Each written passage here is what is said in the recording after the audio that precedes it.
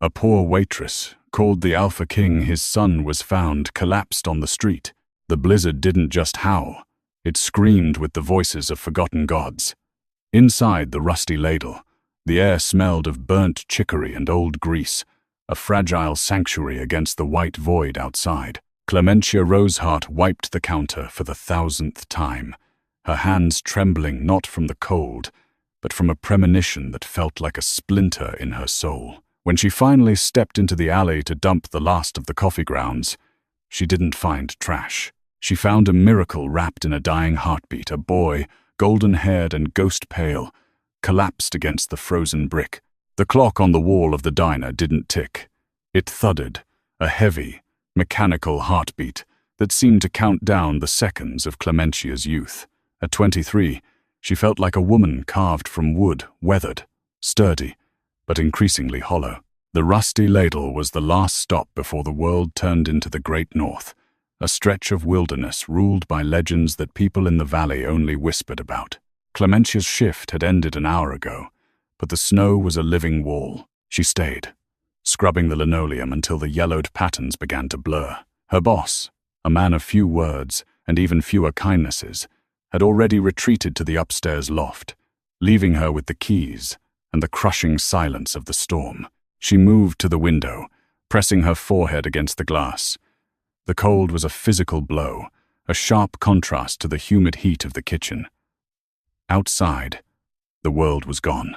There was only the whiteout, a phenomenon where sky and earth fused into a blinding, swirling chaos. "Go home, Clemencia," she told herself. "The boarding house is only 2 blocks away. You can make it if you follow the rope." But the splinter in her soul tugged. It was a sensation she'd had since childhood, a pull toward things that were broken. Her mother used to call it the Rosehart curse, the inability to look away from suffering. She pulled on her threadbare wool coat, wrapped a scarf twice around her neck, and stepped into the mudroom. The back door led to the alley where the supply trucks usually idled. As she pushed the heavy steel door open, the wind caught it, nearly tearing it from her grip. A spray of ice crystals stung her eyes. She blinked, squinting into the gloom. At first, she thought it was a discarded sack of flour, but flour didn't have a shadow. Flour didn't have the faint, rhythmic rise and fall of a chest. "Hello?" Her voice was swallowed instantly by the gale. She scrambled forward, her boots sinking deep into the fresh drifts. As she reached the shape, her heart stopped. It was a child. He couldn't have been more than 7 or 8. He was dressed in clothes that looked like they belonged in a museum, velvet breeches of a deep emerald green, a silk shirt, and a cloak lined with fur that looked far too expensive for a town where the primary industry was scraping rust off old machinery. "Oh no, no, no, no," she whispered, falling to her knees. She reached out, expecting the rigid chill of a corpse. Instead, as her fingers brushed the boy's neck, a jolt of heat raced up her arm. It wasn't the heat of a fever. It was the heat of a furnace. It was vibrant, electric, and terrifying. The boy groaned, his eyelids fluttering. They were a piercing, unnatural amber. For a split second, she didn't see a child. She saw a predator in miniature. Then, the amber faded back to a dull brown, and he went limp in her arms. "I've got you," she gasped, struggling to lift him. He was heavier than he looked, dense in a way that defied his small frame. She dragged him inside, the steel door clanging shut behind them like a guillotine. In the sudden warmth of the mudroom, she laid him down on a stack of clean burlap sacks. His skin was pale, almost translucent, and she could see the faint trace of gold veins beneath his temples. He wasn't human. Clementia knew the stories. The first ones, the shifters who lived in the high peaks of the Morvale Range. They were said to be gods of the forest, cruel and distant. To see one was a bad omen. To touch one was a death sentence. But as the boy's hand curled instinctively into the hem of her apron, she didn't feel fear. She felt a fierce, protective ache. She began to strip the frozen velvet from his limbs, her hands moving with a grace born of necessity. She found a mark on his shoulder, a brand in the shape of a wolf's head, encircled by a crown of thorns, the mark of the Kingswell line, the royal house of the Alpha King. Clementia froze. This wasn't just a shifter. This was Silas Kingswell, the crown prince of the northern wastes. Every newspaper in the country had been plastered with his face for 48 hours. Missing, kidnapped, reward, unthinkable. She looked at the boy's face, now peaceful in his exhaustion. He looked so fragile for a prince. Outside, the wind howled louder, as if the mountain itself was screaming for its lost child. She knew she should call the authorities. She should pick up the rotary phone and dial the sheriff. But a voice in the back of her mind, a voice that sounded like her mother's, whispered a warning. If the wolves find him here, they won't thank you. They will tear the town apart to erase the shame of his weakness. She gathered him up, deciding then and there. She wouldn't call the sheriff. She would call the number she had seen on the black market flyers posted in the back of the bus station, the one that led directly to the Moorvale emissaries. She carried him to the booth in the back of the diner, the one hidden from the street by a large fern. As she tucked a dry blanket around him, the front door of the diner didn't just open. It exploded inward. The bells didn't chime. They shattered. Standing in the doorway, framed by the swirling white madness of the storm, was a man who looked as though he had been forged from the mountain itself. He was tall, impossibly so, with shoulders that blocked out the light. He wore a heavy black tactical coat, and his eyes, they were the color of a winter sea just before a storm. Clementia felt the air leave the room. The pressure in her ears spiked. This was the Alpha King, Harrison Moorvale, and he looked ready to burn the world to the ground. Harrison Moorvale did not walk. He loomed. Every step he took across the linoleum floor left a footprint of melted ice and dark promise. The scent of him hit Clementia. Before he reached the booth, it was the smell of ozone, crushed pine needles, and something ancient, something that reminded her of the deep, dark places in the woods where the sun never touched. "Where is he?" His voice was a low vibration that shook the plates on the shelves. It wasn't a question. It was a demand for reality to bend to his will. Clementia stood her ground, though her knees felt like water. She stepped in front of the booth, shielding the sleeping Silas with her own body.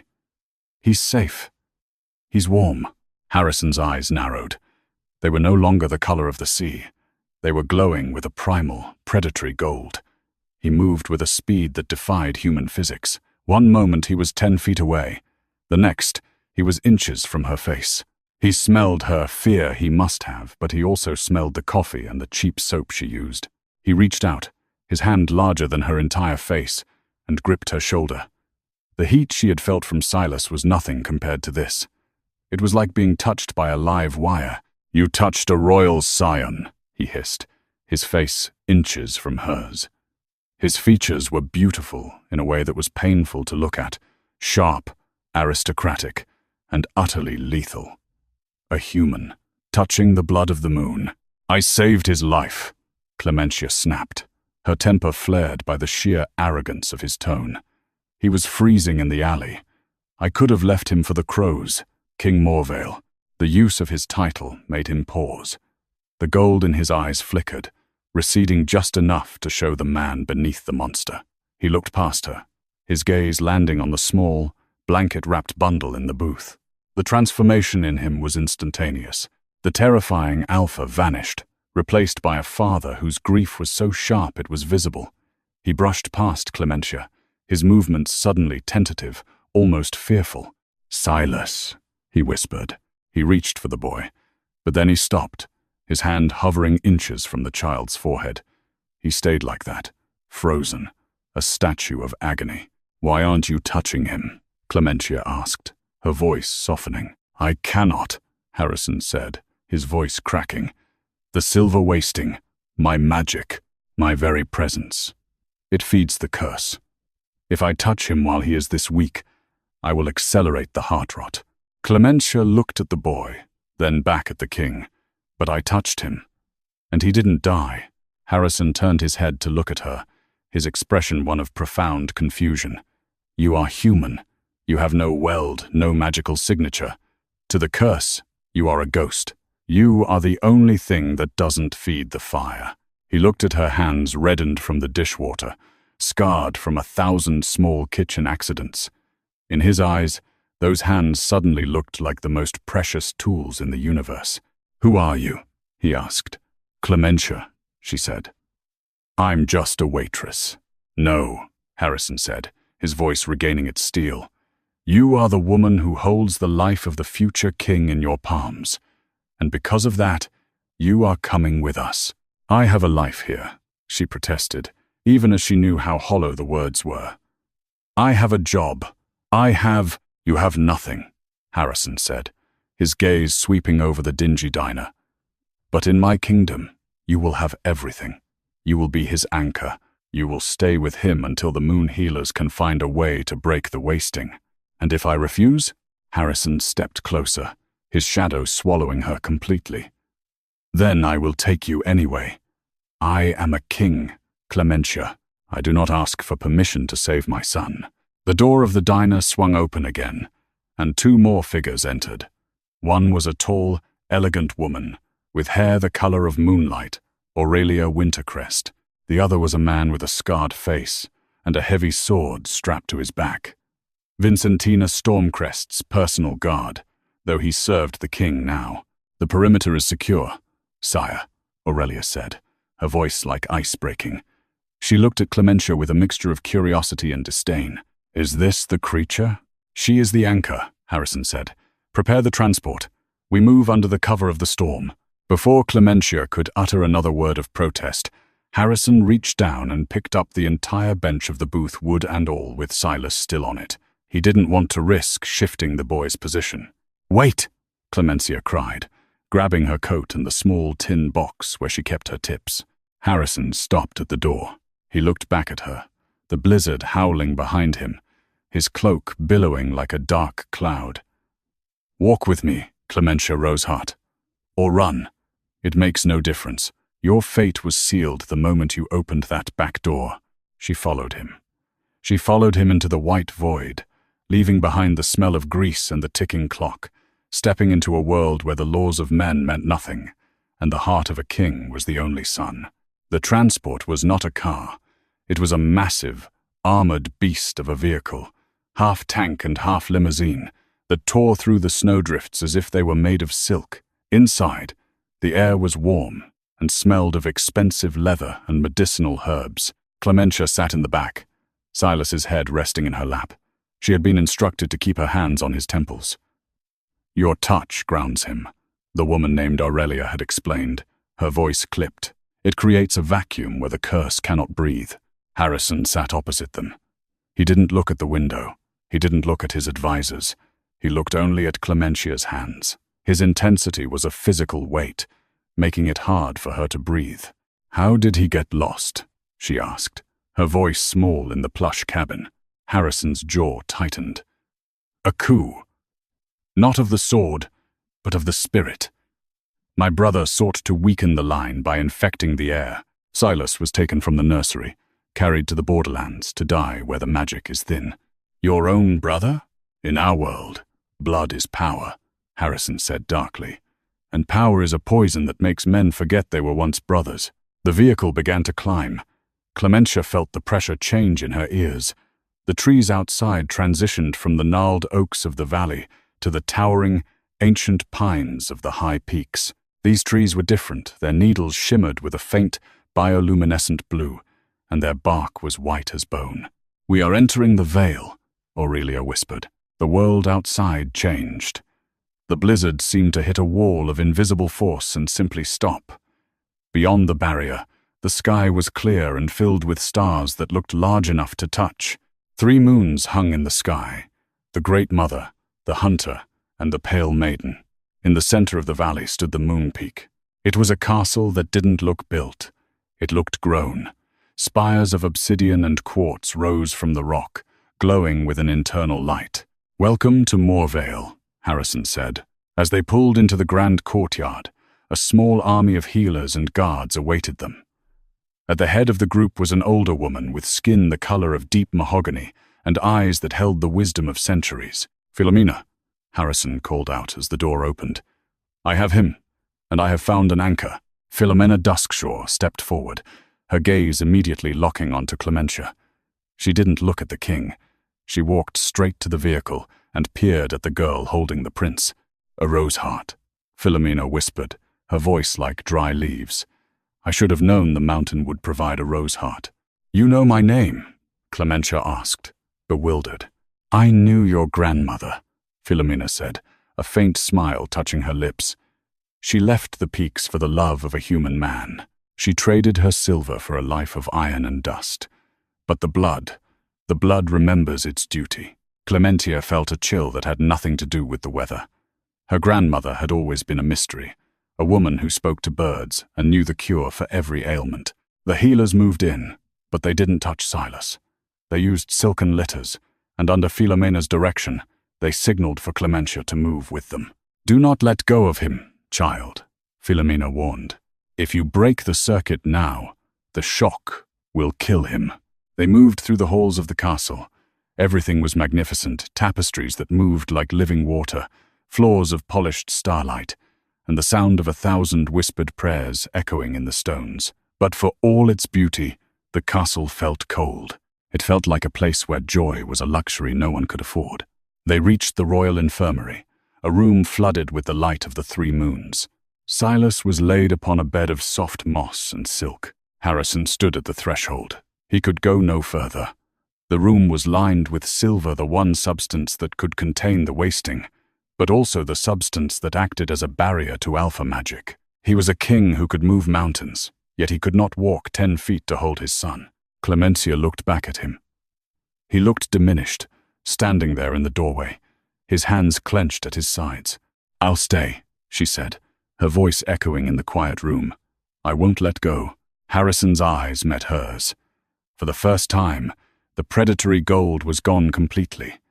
There was only a man, raw and vulnerable. "If you save him, Clementia," he said, his voice a ragged vow, "there is nothing in this world or the next that I will not give you." As the healers began their work, pouring tinctures of moonshade and stardust onto the boy's chest, Clementia felt the boy's heart begin to steady. But as his strength grew, she felt her own beginning to wane. The anchor wasn't just a ground, it was a bridge. And something dark was starting to crawl across that bridge, seeking a new home in her. She didn't pull away. She leaned in closer, whispering the lyrics of an old song her grandmother used to hum. "Sleep, little wolf. The moon is your mother. The stars are your sisters. The wind is your brother." Outside, on the balcony overlooking the kingdom, Harrison Morvale watched the sky. He felt the shift in the air. The bond was forming not just between the anchor and the prince, but between the king and the stranger who smelled of coffee and courage. He felt a phantom warmth on his own hand, a ghost of the touch he so desperately craved. "She will die, if the curse is too heavy," Aurelia said, appearing at his side. Her voice was tinged with something like jealousy. "Then I will find a way to take the weight from her," Harrison replied, his gaze fixed on the glowing window of the infirmary. "That is forbidden, Harrison. The Alpha cannot take the wasting. It would destabilize the entire pack. The Moon Law is clear. The Moon Law was written by men who never had to choose between their crown and their heart," Harrison said, his voice dropping to a dangerous growl. "I am the king. I am the law." In the infirmary, Silas's eyes opened. He looked up at Clementia, a tiny, tired smile touching his lips. "Mama?" he whispered. Clementia's heart broke. She didn't correct him. She simply brushed a stray hair from his forehead. "I'm here, Silas. I'm here." She didn't see the shadow creeping up her own arm, a faint, silver-gray stain on her skin. She didn't feel the first cold bite of the wasting. She only felt the small, warm hand holding hers, and the heavy, watchful presence of the man in the doorway, whose soul was already beginning to entwine with hers in the silence of the frost. The royal infirmary was a cathedral of moonlight, but for Clementia, the light had begun to feel heavy. 3 days had passed since she arrived at the Moon Peak, and in those 72 hours, She had barely slept. Every time she tried to pull her hand away from Silas, his breathing became a ragged, wet rattle, and the gold veins beneath his skin would pulse with a sickly, bruised purple. So, she stayed. She sat on the edge of the mossy bed, her fingers interlaced with the boy's. Silas was improving. The grey pallor of his cheeks had been replaced by a faint, healthy rose. He had begun to eat small spoonfuls of broth made from moonlichen and deer marrow, and his amber eyes were bright with a curiosity that broke Clementia's heart. He didn't remember the blizzard or the alley behind the diner. He only knew the lady with the warm hands. But as Silas grew stronger, the silver wasting looked for a new host. Clementia pulled back her sleeve, her heart hammering against her ribs. From the tips of her fingers to the middle of her forearm, her skin was no longer flesh-toned. It was a dull, metallic grey, as if someone had painted her with liquid lead. It was cold, so cold it made her bones ache, and when she moved her wrist, she could hear a faint, crystalline grit, like sand rubbing against glass. "You are fading, Clementia." The voice came from the doorway. Harrison Moorvale stood there, a silhouette of brooding power. He had not slept either. He spent his nights pacing the corridor outside the silver-lined room, a caged wolf watching his cub through the bars. "I'm just tired," she lied, quickly pulling her sleeve down. "The air is thin up here." "Do not lie to a king," Harrison said, his voice dropping an octave. He stepped as far into the room as the silver floor would allow. The proximity to the metal made his skin sizzle with a faint, blue electric charge. But he didn't flinch. "I see the way you hold your arm. I see the tremor in your breath. The anchor is becoming a vessel." "He's a child, Harrison," she said, using his name without thinking. "He's your child. If I have to carry a bit of his weight so he can run again, then that's what I'll do." Harrison's expression shifted. The arrogance she had first met in the diner was gone, replaced by a profound, agonizing respect. He looked at her as if she were a miracle he couldn't quite believe in. "Philomena says the Rosehearts were always like this," he whispered. "Martyrs for a world that didn't deserve them." "I'm no martyr," Clementia snapped, though the effort of the outburst made her dizzy. "I'm a waitress who didn't want a kid to die in the trash. There's a difference, is there?" Harrison moved along the perimeter of the room, his eyes never leaving hers. "In my world, everyone wants something. Aurelia wants the stability of the crown. My brother wants the power of the throne. The pack wants a leader who is invincible. But you want nothing but the life of a boy you don't even know." He stopped, his hand gripping the stone doorframe so hard it began to crack. "It makes me wonder what a man would have to do to deserve a woman like you." The air between them charged, thicker than the magic in the walls. Clementia felt a heat rising in her chest that fought back the cold of the wasting. She looked at his hands, strong, scarred, and forbidden from touching the two people he loved most in the world. "You deserve to be a father," she said softly. "The rest of it, the king part, I don't know about that, but I see the way you look at him." "I would burn this mountain to the ground to hold him for 1 minute, Harrison vowed. A soft groan came from the bed. Silas stirred, his small hand tightening on Clementia's. "Papa?" Harrison's face crumpled.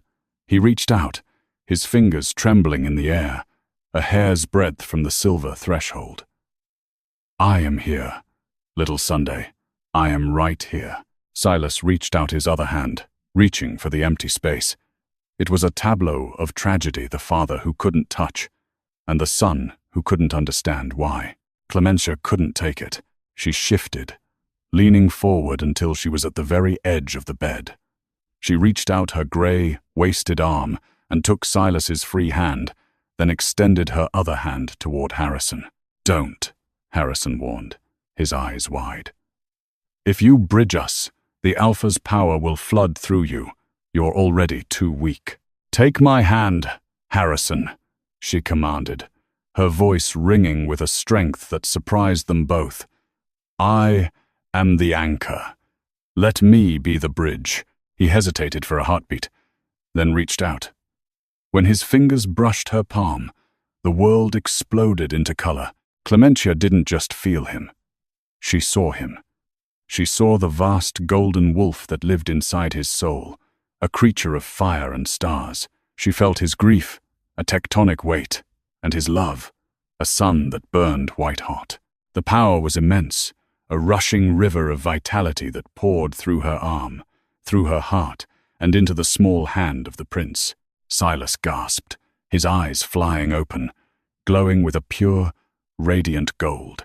The silver wasting on Clementia's arm didn't vanish, but it stopped its advance, frozen in the face of the Alpha's fire. For a moment, they were a closed circuit of blood and spirit. The king, the prince, and the waitress. When Harrison finally pulled away, his breath coming in jagged gulps, he looked at his hands as if seeing them for the first time. He looked at Clementia, and for the first time, she saw a tear track through the dust on his cheek. "You are not just an anchor," he whispered. "You are the heart of this mountain." But as he spoke, the lights in the infirmary flickered. Outside, a long, mournful howl echoed through the peaks, a howl that didn't belong to the Morvale pack. It was the sound of the ghost wolves, the mercenaries of the usurper brother, and they were closer than anyone realized. The following morning, the castle was a hive of controlled panic. Vincentina Stormcrest, the commander of the guard, moved through the halls like a sharp blade, her armor clanking with every purposeful stride. "The veil has been breached," she reported to Harrison in the war room. Clementia, who had been granted a brief respite from the infirmary, sat in the corner, wrapped in a heavy fur cloak to hide her graying arm. Small groups of shadow shifters are bypassing the northern gates. They aren't attacking the villages. They're heading straight for the peak. "My brother is getting desperate," Harrison said, leaning over a map carved from obsidian. "He knows Silas is recovering. He knows the anchor is working." He looked at Clementia. His gaze was no longer just protective. It was possessive. He will come for her. If he kills the anchor, the prince falls, and the king breaks. "Then we hide her," Aurelia Wintercrest said, her voice sharp.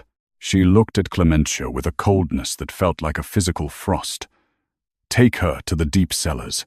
The silver there is thick enough to hide any signature." "No," Philomena Duskshaw interrupted, entering the room with a tray of steaming herbs. "The silver would kill her now. The wasting has reached her marrow. She needs the sun. She needs the glass gardens." Aurelia scoffed. "The gardens are exposed. It's a death trap. It is the only place where the Roseheart blood can breathe," Philomena countered. She turned to Clementia. "Your grandmother didn't just leave the mountain because she fell in love, child. She left because she was the high healer, and she saw the rot coming. She took the secret of the sovereign cure with her." Clementia looked at the old woman. "What cure? There is no cure for the wasting. You said so yourself." "There is a cure for the person, but not the crown," Philomena said cryptically. "But we need time. And we need the king to be a king." Harrison stood tall, his presence filling the room. "Vincentina, take half the guard to the northern ridge. Aurelia, coordinate the healers. I will take Clementia to the gardens myself." "Sire, you cannot leave the command center," Vincentina protested. "The command center is where I say it is," Harrison growled. "Move." The glass gardens were a marvel of ancient engineering, a massive dome of reinforced quartz perched on the very edge of a precipice, filled with plants that shouldn't have existed in the tundra. Blue-leafed ferns, orchids that smelled of lightning, and trees that wept amber sap. Harrison led Clementia to a stone bench in the center, beneath a tree with silver leaves. The air here was humid and vibrant. "Philomena believes your blood is the key," Harrison said, his voice quiet as they sat. "She thinks that because you are a descendant of the high healers, you aren't just grounding the curse, you're absorbing it into a reservoir that only a Roseheart possesses." Clementia looked at her arm. The grey was now at her elbow. "And what happens when the reservoir is full?" Harrison didn't answer. He couldn't.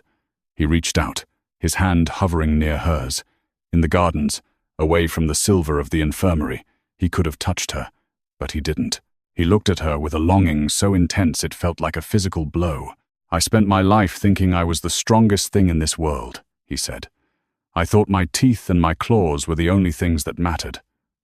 But I look at you, and I feel like a child playing with sticks." Harrison, let me speak, he interrupted. If we survive this, if Silas lives and the wasting is broken, I cannot let you go back to that diner. I cannot let you go back to a life where no one knows who you are. Clementia felt a lump in her throat. I'm just a waitress, Harrison. I don't belong in a castle of starlight. I don't know the laws or the moon dances. You belong wherever I am, he said, his voice a low, vibrating vow. The laws can be rewritten. The dances can be forgotten. But a soul bond that is written in the stars before we are even born. He leaned in, his forehead almost touching hers. She could smell the pine and the fire on him. She could feel the heat of his skin, a sun she wanted to vanish into. I think I've loved you since the moment I saw you standing in that grease-stained apron, defying a king, he whispered. Clementia reached out her good hand, her fingers brushing the line of his jaw. He let out a low, guttural purr, a sound of pure, unadulterated vulnerability. But the moment was shattered. A massive crack resounded through the air as the quartz dome above them shivered. A dark shape slammed against the glass, a wolf with eyes of burning green fire and fur that seemed to smoke like charcoal. The ghost wolves hadn't bypassed the gates. They had climbed the sheer cliffs.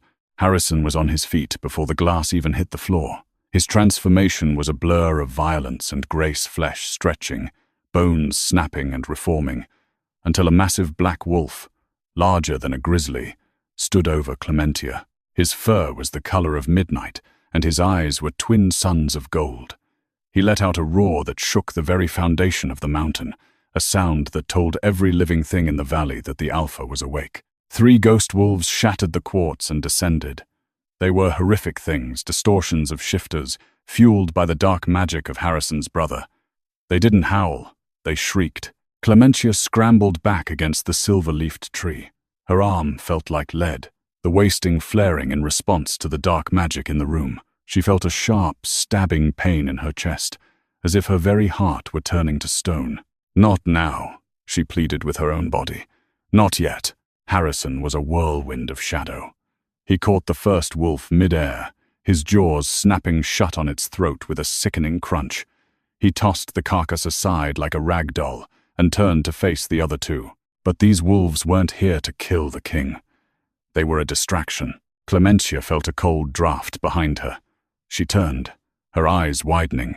Emerging from the shadows of the blue ferns was a man. He looked like Harrison, but his features were twisted into a mask of cruel elegance. He wore a suit of charcoal gray, and his eyes were a flat, dead silver. Philomena was right, the man said, his voice like silk over a razor. The Roseheart line always did have a scent of honey and sacrifice. Morvale. Clementia breathed. This was Philomena's nightmare. This was the brother, Malachi. Call me Malachi, darling, he said, stepping closer. He held a small, obsidian dagger that hummed with a dark, discordant energy. You've done a marvelous job with the boy. He's quite healthy now, healthy enough to survive the transition of power. Harrison, seeing his brother, tried to lung, but the remaining 2 ghost wolves threw themselves at his flanks, their claws digging deep into his shoulders. Harrison snarled, his gold eyes fixed on Clementia, but he was pinned by the sheer weight of the monsters. Don't worry about him, Malachi said, reaching out to stroke Clementia's gray arm. She flinched, but he was fast. He gripped her wrist, his touch feeling like ice water. He's an alpha. He'll heal. But you're just a battery, and you're almost empty. He raised the dagger. If I kill the anchor now, the feedback loop will tear Silas's heart apart, and Harrison will be left with a kingdom of ghosts. Clementia looked at Harrison. He was fighting with a ferocity that was terrifying, his blood staining the quartz floor, his eyes screaming for her. She looked at her gray arm. She felt the grit in her bones. And then she remembered her grandmother's voice. The Roseheart blood remembers its duty. You want my power, Clementia whispered, her voice cold and steady. Malachi frowned. What? You think I'm just a vessel? She said, her eyes beginning to glow with a faint, silver light that didn't come from the wasting. It came from deeper. But a vessel can also be a flood. She didn't pull away. She grabbed his arm with her wasted hand. The wasting was a curse of stagnation, of freezing the heart. But Clementia didn't ground it this time. She pushed. She took all the cold, all the stone, all the grey death she had been carrying for Silas, and she forced it through her skin and into Malachi. Malachi's eyes went wide.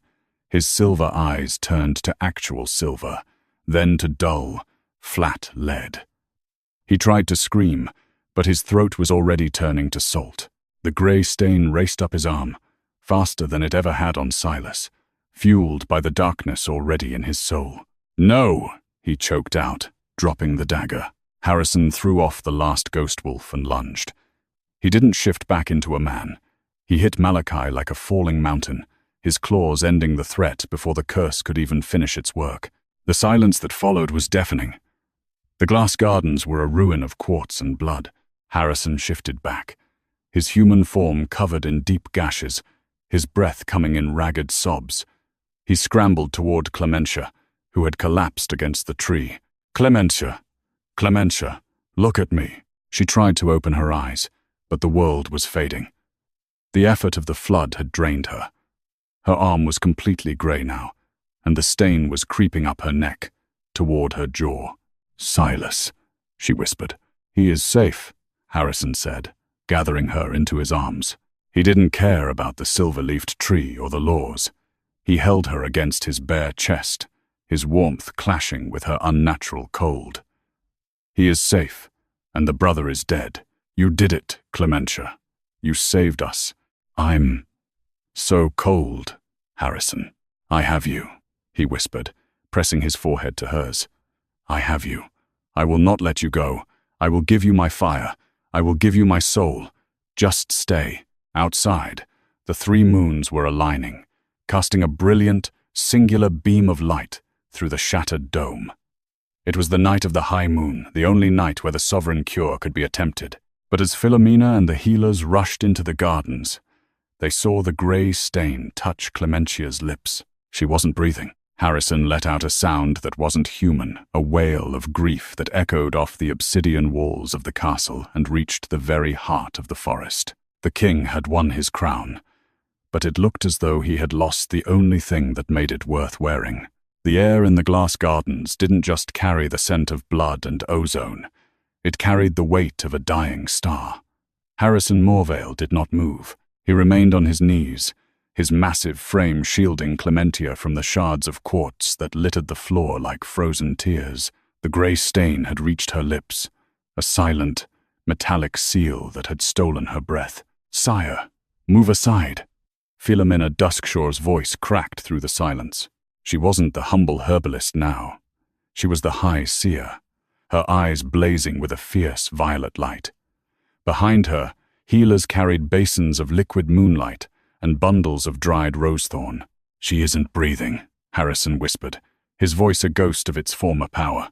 He didn't look up. He was tracing the line of Clementia's jaw with a finger that trembled. I felt her heart go quiet. It was like the sun went out. "The rose-heart heart does not go out, Harrison Morvale," Philomena snapped, kneeling beside them. "It only retreats to the roots. But the high moon is at its zenith. If we do not act now, the silver will set like concrete in her veins."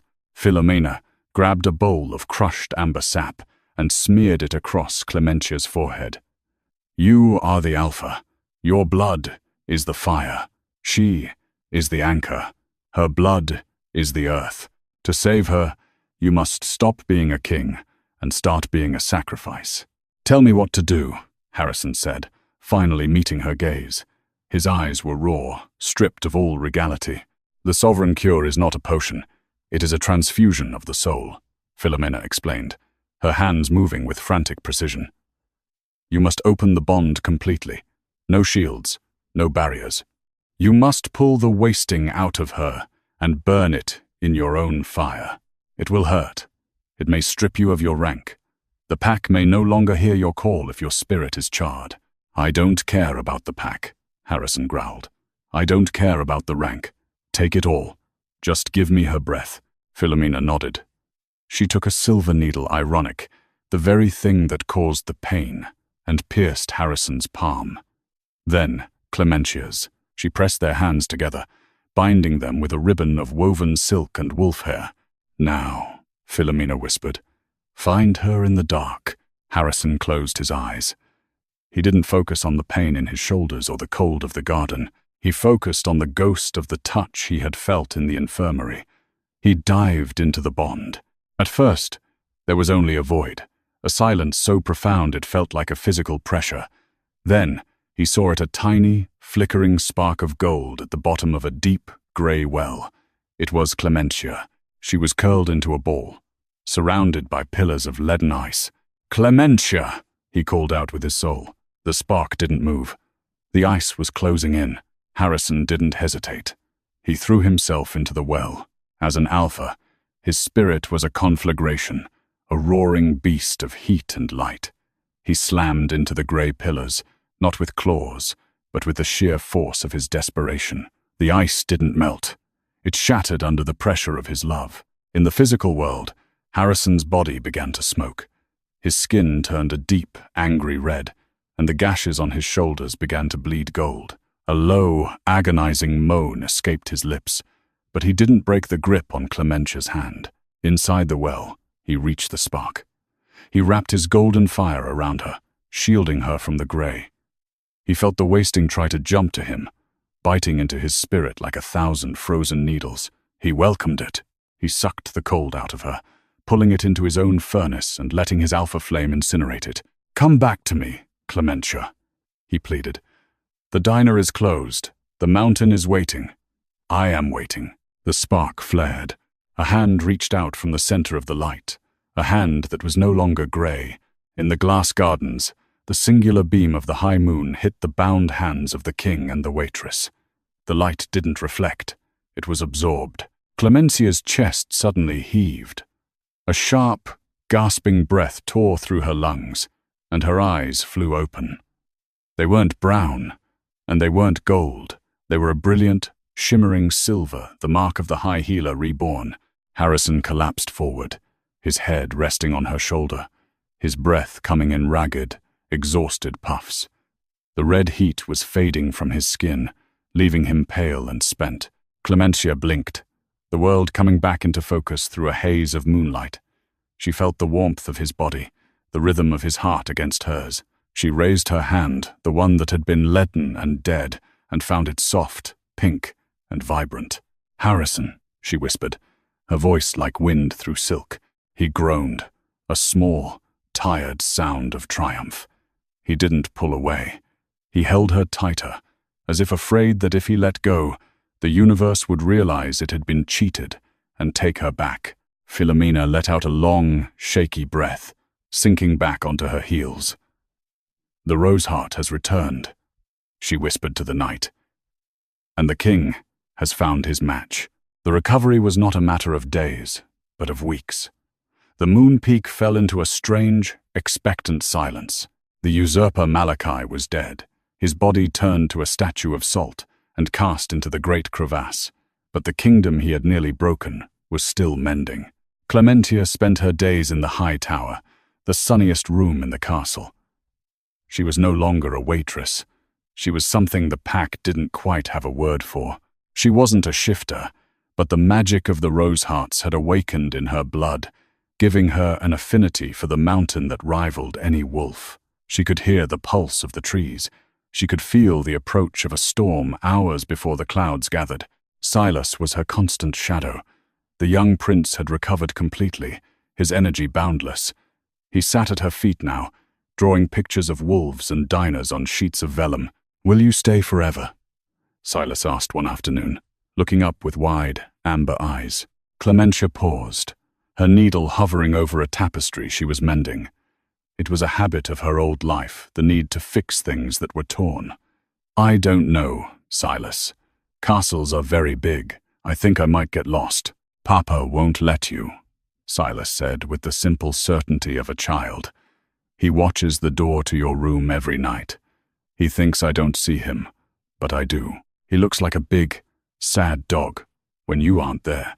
Clementia felt a flush creep up her neck. Harrison had been distant since the night in the gardens. He had visited her every day, bringing rare fruits and books bound in leather, but he hadn't touched her. He stood by the window, his eyes full of a haunting mix of reverence and fear. That evening, the sun set in a bruise of purple and gold. A knock came at her door, not the sharp, military rap of Vincentina, but a heavy, hesitant thud. "Enter," she said. Harrison stepped inside. He had discarded his heavy tactical gear for a simple tunic of dark wool. He looked younger. The lines of stress around his eyes softened, but the intensity was still there. "The elders met today," he said, walking to the balcony. He didn't look at her. They spoke of the law. They spoke of the succession. Clementia felt her heart sink. Here it comes, she thought. The part where the human goes back to the valley. And what did they decide? They decided that the anchor must be honored, Harrison said. He turned to face her, the moonlight catching the gold in his eyes. They want to build a monument in the village. They want to give you a pension that will last 10 lifetimes. "I don't want a monument, Harrison," she said, standing up. "And I don't want a pension." "I know," he said, taking a step toward her. The air between them began to hum, that familiar, electric pull. "And I told them to keep their stone and their gold, because I have a different proposal." He reached into the folds of his tunic and pulled out a small, simple object. It wasn't a crown. It was a ring carved from the root of a silver-leaf tree, inlaid with a single, uncut rose quartz. "This belonged to your grandmother," he whispered. "Philomena found it in the archives. She left it behind when she fled, a promise that her blood would one day return to save us." He knelt. The Alpha King, the ruler of the northern wastes, the man who could tear a forest apart with his bare hands, knelt before a girl who still had the faint scent of diner coffee in her memories. "Clementia Rosehart, I have no right to ask this of you. You have already given us your life. But I cannot imagine a world where you are not by my side. I don't want an anchor. I want a queen. I want a partner who will tell me when I am being a fool and hold my hand when the winter gets too long." Clementia looked at the ring, then at the man. She saw the scars on his shoulders, the ones he had taken to protect her. She saw the vulnerability in his eyes, the terror that she might say no. "You're a very difficult man, Harrison Morvale," she said, her voice trembling with laughter and tears. "I am a beast," he agreed, a small smile touching his lips. "Yes, you are," she said, reaching out to take his hand. "But you're my beast, and I think I've been looking for this mountain my whole life." She slid the ring onto her finger. It fit perfectly, as if the wood had grown specifically for her. Harrison stood and pulled her into his arms. This time, there was no silver floor between them. There was no curse, no wasting, and no law. There was only the heat of two souls finally finding their home. He kissed her, and it tasted like the first day of spring, of melting snow and wild, green things beginning to bloom. The wedding was not a somber affair of state. It was a riot of color and sound that lasted for 3 days. Shifters came from the furthest reaches of the tundra, the Stormcrest Pack, the Winter Vale clan, even the solitary nomads of the ice flats. They came to see the woman who had defied the wasting, and the king who had broken the moon law for love. Clementia wore a gown of gossamer silk, embroidered with silver roses. She walked through the courtyard of the Moon Peak, her hand tucked into Harrison's arm. Silas ran ahead of them, throwing handfuls of dried lavender into the air, his laughter echoing off the obsidian walls. Aurelia Wintercrest stood near the fountain, her expression no longer cold, but thoughtful. She bowed deeply as they passed. "Long life to the High Healer," she murmured. Vincentina Stormcrest followed, her sword sheathed. "And to the king who found his heart." They reached the edge of the precipice, looking out over the great north. The valley below was no longer a white void. The snow was receding, revealing the dark, rich earth of the spring. In the distance, Clementia could see the tiny, flickering lights of the town where the rusty ladle sat. "Do you miss it?" Harrison asked, leaning his head against hers. "The coffee?" "No," she smiled. "But I miss the way the sun looked coming over the ridge in the morning." "Then we shall build a summer house there," Harrison decided. "On the very spot where I first saw you. We will call it The Rose Garden. You don't have to do that, Harrison. I do, he said, his voice dropping to that low, possessive growl she had grown to love. I want everyone in that valley to know that the greatest treasure of the Morvale kingdom was found in their back alley. He turned her to face him, his hands resting on her waist. The 3 moons were rising behind them, but for the first time in 1,000 years, they weren't symbols of judgment or cold law. They were just lights in a sky that finally felt infinite. You saved my son, he whispered. You saved my soul. What can I possibly give you in return? Clementia reached up, tracing the line of his crown, then moving her hand to rest over his heart. Just this, she said. Just the freedom to love you without a curse. Just the fate of being Clementia, and nothing else. That, Harrison said, leaning down to claim her lips once more, is the only law I will ever follow. 5 years later, the blizzard still screamed sometimes, but it no longer felt like a threat. Inside the manor at the edge of the valley, the air smelled of fresh bread and wild jasmine.